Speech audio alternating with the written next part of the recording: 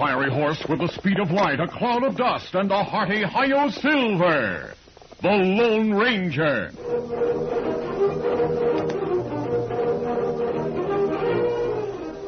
Before this exciting adventure, a word from our sponsor.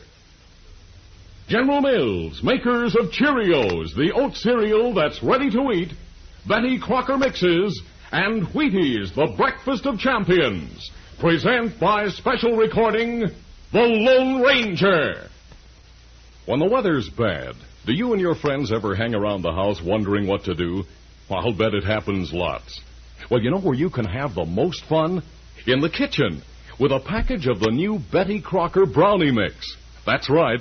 It's easy as can be to bake up a big batch of luscious, chocolatey brownies with Betty Crocker Brownie Mix. Everything you need is right in the package. Just add 1 egg if you like the chewy, fudgy kind of brownies, and 2 eggs if you want them soft and tender like cake. Add nuts, too, if you like. Either way, Betty Crocker brownies are the gee-I-can't-eat-em-fast-enough kind. Even if you've never baked before, you'll turn out scrumptious, chocolatey, perfect brownies the very first time. And what fun you and your gang will have eating brownies that you baked yourselves. Have Mom get Betty Crocker Brownie Mix next time she shops. Then invite your friends over for some fun.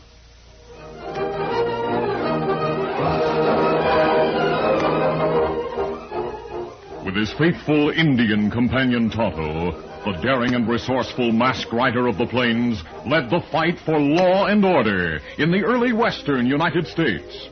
Nowhere in the pages of history can one find a greater champion of justice. Return with us now to those thrilling days of yesteryear. From out of the past come the thundering hoofbeats of the great horse Silver. The Lone Ranger rides again. Come on, Silver. Let's go, big fellow. I'm Silver. Hooray!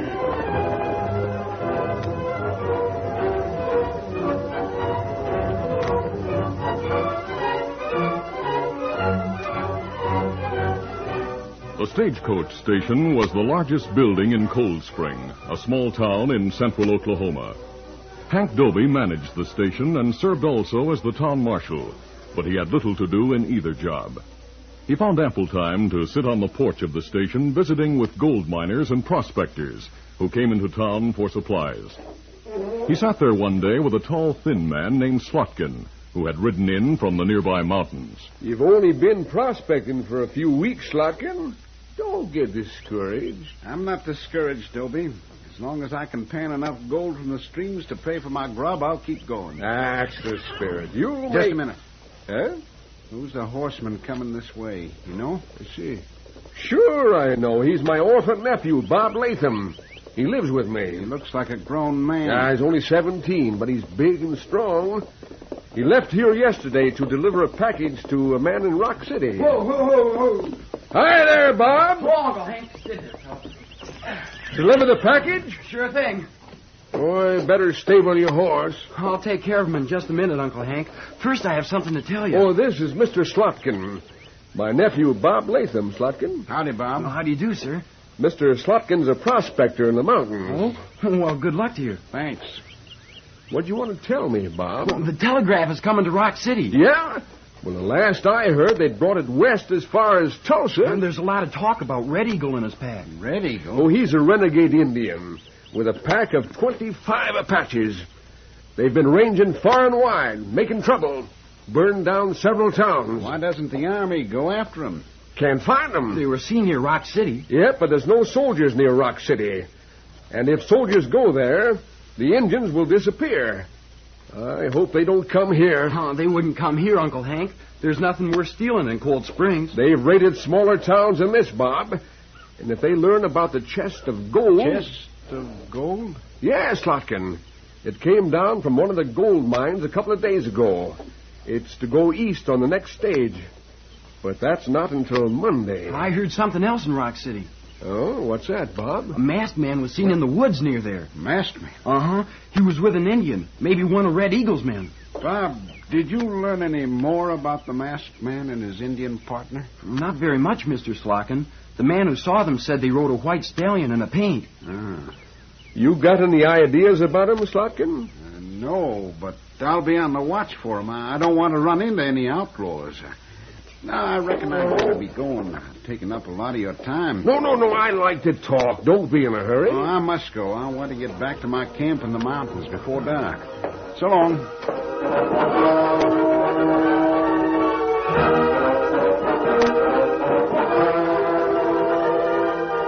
Slotkin started west toward the mountains, but as soon as he was out of sight of town, he turned his horse and rode north across the rugged, rock-strewn country between Cold Spring and Rock City. After traveling for about an hour, he reached a small shack well concealed in a gully where a member of the gang named Larrabee was hiding. Larrabee said, I didn't expect to see you for some time. After that last bank robbery, when you split up the gang and told us to lie low, I thought it'd be months before we'd get together again. So did I, until today. Where's your horse? Staked out behind the shanty. Do you know where to find the rest of the gang? Well, Jake's hiding out in a cave not far from here. I think he knows where to find the others. You thinking of getting the gang together? Yeah, just long enough to pull one robbery. It's too good to pass up. Well, you're the boss. Let me tell you about it, Larrabee. Today I rode into Cold Spring for supplies. Yeah, I know the town. There's a stagecoach station there. Yeah, and the manager is a gabby old goat. I learned that he's holding a chest full of gold for shipment on the stage next Monday. Yeah, and that'll give us time to get the boys together. That's what I figured. I'll see Jake today. Tell him to round them up. Tell him to have the boys meet in the Cold Spring Cafe at noon on Saturday. That's when we'll take the gold. Right. I'm going to my camp now, but tomorrow I'll return to Cold Spring. I'll find an excuse to stay there until Saturday. And while I'm there, I'll find out where they keep that chest of gold. Right, I'll see you Saturday. Oh, by the way, Larrabee. Yeah. When you leave your hideout, keep your eyes open. I think the Lone Ranger's in this part of the country. The Lone Ranger? Well, great Scott, he knows you and me by sight. That's why I said keep your eyes open. How do you know the Lone Ranger's around here? I don't know for sure. But a couple of men were seen near Rock City. One wore a mask and rode a white horse. The other, an Indian, rode a paint. Yeah, the Lone Ranger and Tonto, no doubt of it. But do you think they're looking for us? I don't know. We heard they were on our trail before we left Colorado. Maybe they still are. Maybe. Now, let's forget the gold at Cold Spring. Have you turned yellow? No, but the Lone Ranger has smashed a lot of strong gangs. If he gets in our way, we'll kill him.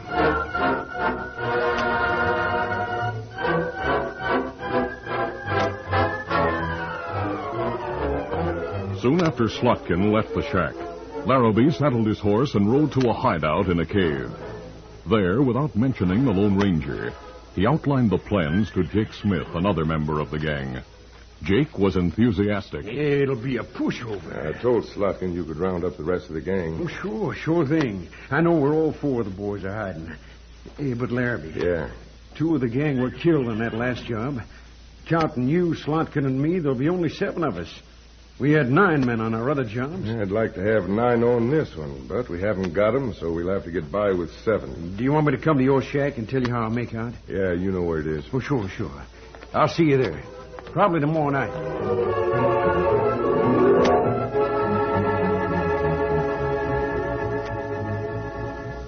The following evening, soon after dark, Jake Smith sat in Larrabee's cabin reporting on the success of his mission. All 4 of the boys are enthused about the Cold Spring job, Larrabee. Mm-hmm. Oh, and see, I've got some more good news. What's that? You know, you said you wish we had 9 men instead of only 7? What about it? We got them. Who are they? A couple of gunslingers I met on the trail. They're dodging the law the same as we are. And one of them described the boss and asked if I knew where he could be found. What'd you tell him? Well, I didn't give him any information at first. I questioned him until I got the idea that he and his partner wanted to join our gang. So then I told them to prove themselves by meeting us in town on Saturday. We can use extra gunmen. How'd you know they're dodging the law? Well, one of them wore a mask. What? What more do you want? A mask? Yeah. And he wore his guns tied low and rode the slickest white horse I've ever laid eyes on. Jake, what about the other man? Tell me about him. Well, he's an Indian. He didn't have much to say. Riding a paint horse? Well, yeah. How'd you guess it? Oh, Jake, you doggone simple-minded fool. Well, what do you mean? What's the matter? The masked man is the Lone Ranger.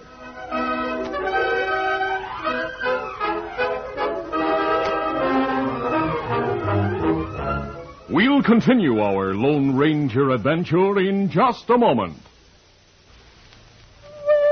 All over the country in every direction, how you doing is the question. And here's what the happy people have to say.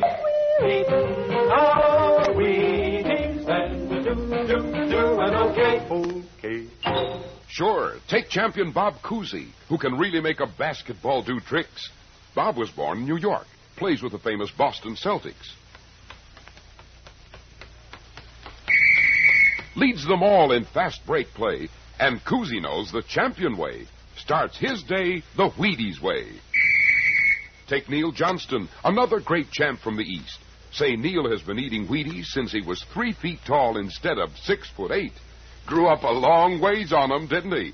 Mighty appetizing eatin', and there's a whole kernel of wheat in every Wheaties flake. Keep on eating your Wheaties and you'll be doing okay.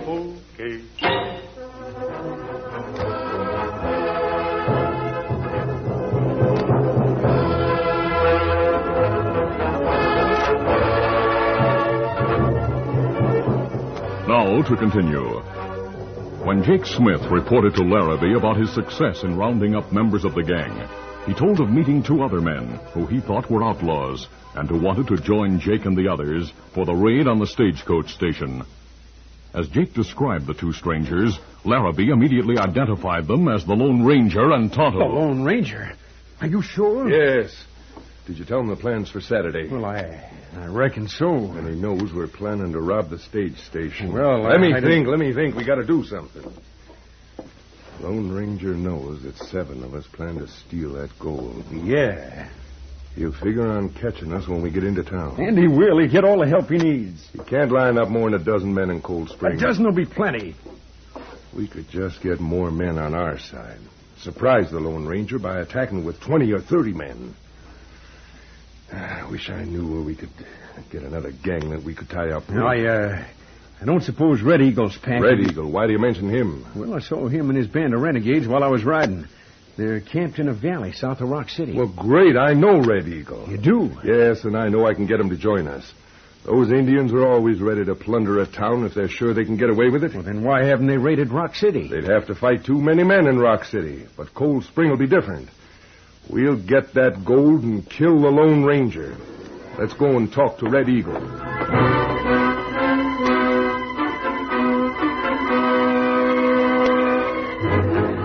After meeting Jake Smith on the trail, the Lone Ranger had ridden toward Cold Spring, while Tonto followed the outlaw to Larrabee's cabin.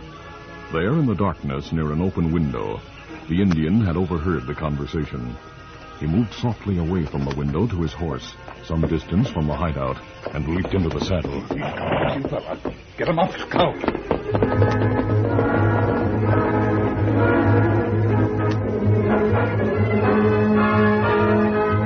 Later that evening, Slotkin sat in the office of the stagecoach station with Hank Dobie and Bob Latham.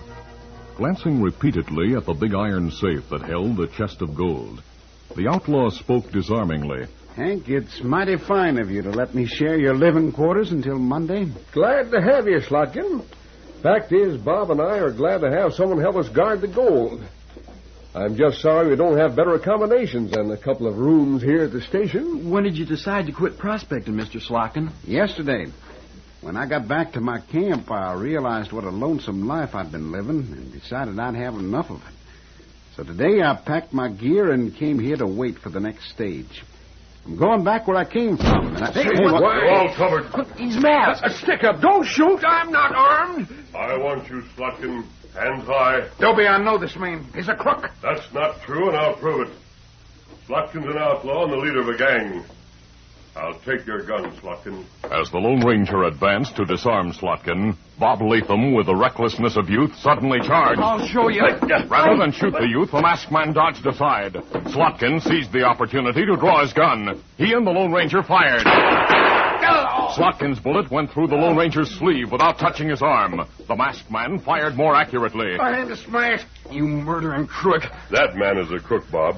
He's wanted in Colorado for robbery and murder. He's used several names, but the scar and birthmark on his cheek are positive identification. I have a handbill that describes him. Well, where is the handbill? In my pocket. Don't any of you try a fast move while I'm getting it. I'm still covering you, and I can shoot fast. All right. Here's the handbill, Dobie. Also a letter signed by the governor of Texas. It identifies me. Holding a gun in one hand, the Lone Ranger cautiously extended the handbill and the letter toward Hank Dobie. The station master read them. What? Then exclaimed, Great day, Bob. This man's the Lone Ranger. The Lone Ranger? And he's right about this crook. He is wanted by the law. Dobie, you wear a marshal's badge. Have you any handcuffs? I sure have. And I also have a room where we can lock this critter up. What about my busted hand? I'll dress it for you after you're handcuffed. Here's the handcuffs. Slotkin and his gang plan to steal a chest of gold. So that's your game, eh, Slotkin? I'm not chalk. Where's the gang? They'll meet here in town on Saturday. Dobie, if you'll deputize some townsmen, we may be able to capture all the crooks. I'll do it. As soon as we've jailed Slotkin, I'll tell you what I've learned about the crook's plan. Bandaged and handcuffed, Slotkin sat in a strongly locked room with bars on the windows, while the Lone Ranger told of his meeting with Jake Smith. The masked man had just finished his account of the outlaw's plans when Tonto rushed into the office. Kimasabe. Tonto, what's wrong? Me follow Jake like you say. Him meet crook named Larrabee.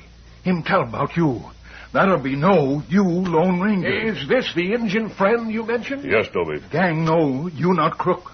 Now them change plan. What are they going to do? Them get Red Eagle to help. Red Eagle? Him got renegade Indian. Them help outlaw. If those Indians come here, they'll burn down the town. Them come here. Dobie, how many men can be counted on to fight? Only about a dozen able-bodied men in the town.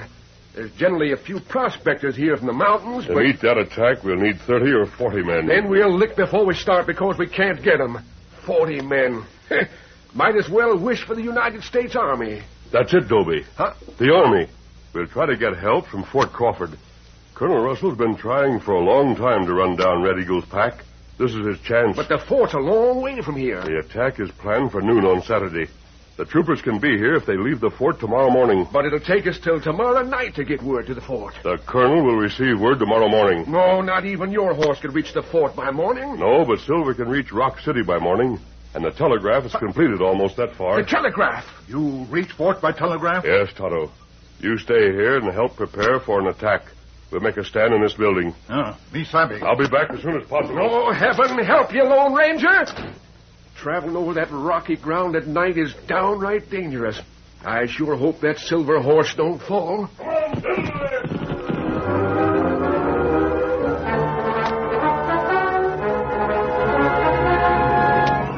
Knowing how much depended on getting word to Fort Crawford at the earliest possible moment, the Lone Ranger rode hard. Come on, Silver. Faster, big fellow, faster.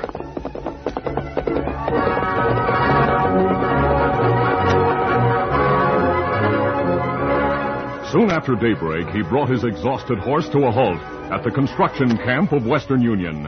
He saw the man in charge, identified himself, explained the situation, and then, a short time later, the urgent call for help flashed across the newly strung wires.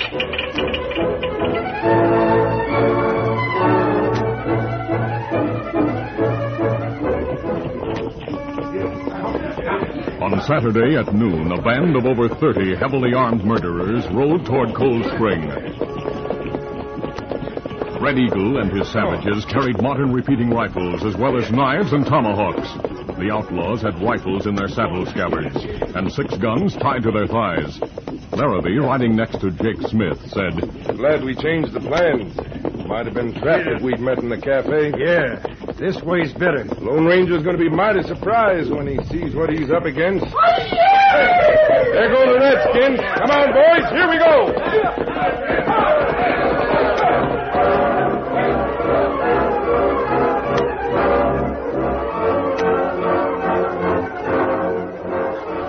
Inside the fortified stagecoach station, the Lone Ranger, having returned from Rock City, heard the distant war cries and shouted, Here they come.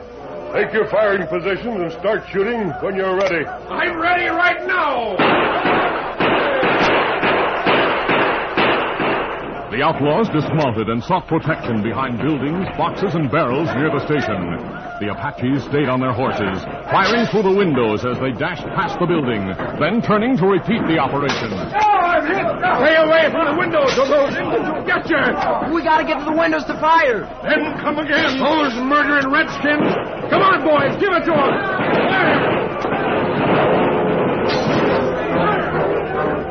The Lone Ranger seemed to be everywhere, directing the defense, shooting at the enemy, and helping the wounded. Suddenly, looking through a window, he said, The Indians are grouping for another attack, and they're lighting torches. Torches? Yes. They'll try to throw them through the windows and onto the roof as they ride past. They'll set the place afire. They'll try to. Get ready with those pails of water. Here they come. I hear a bugle. The soldiers! They've come! The soldiers! The attack of the Indians didn't get started. Hard-riding troopers raced into view, glad of the chance to vanquish Red Eagle's elusive pack. Neither the Indians nor the members of Slotkin's gang had a chance to escape. Some were killed. The others, many of them wounded, were captured.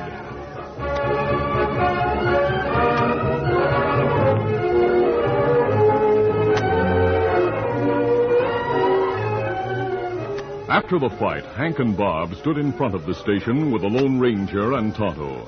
They watched the troopers riding away with the prisoners, both outlaws and Indians. The colonel told me the troopers would make camp a few miles from town.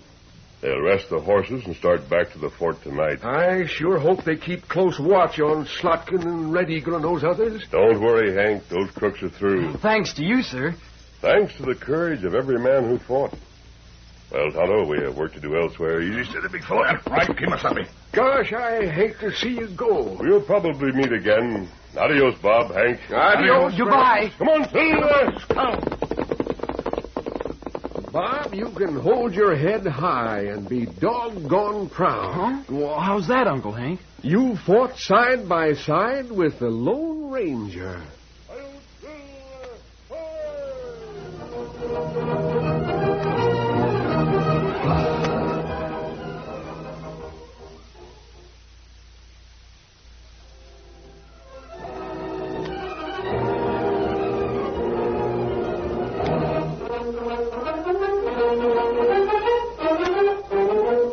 The Lone Ranger, a copyrighted feature of the Lone Ranger Incorporated, is produced by Trendle Campbell Muir Incorporated.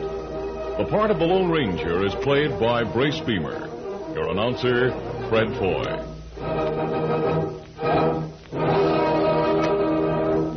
Listen to The Lone Ranger, brought to you by special recording Mondays through Fridays at this same time.